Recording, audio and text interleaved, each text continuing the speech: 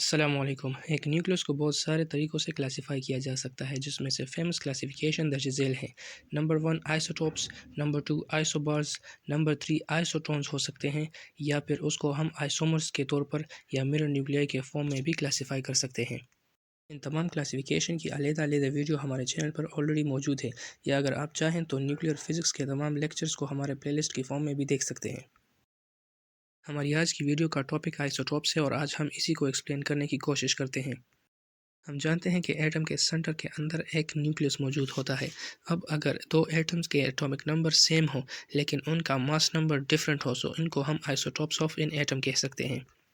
اب جیسے کہ ان کا چارج نمبر سیم ہے، اس کا مطلب یہ ہے کہ ان کے اندر موجود نمبر آف پروٹون سیم ہوں گے، لیکن جب ایٹامک ماس چینج ہوگا تو اس کا ریزن ہوگا نیوٹرون کا نمبر۔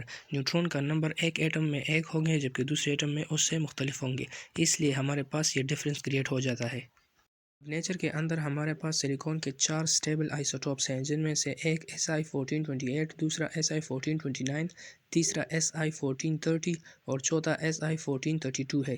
ان تمام کا چارج نمبر سیم ہے، جس کا مطلب ہے کہ ان میں نمبر آف پروٹون سیم ہے، جبکہ ان کے ایٹامک ماس ڈیفرنٹ ہے، جس کا ریزن نمبر آف نیوٹرون ہے۔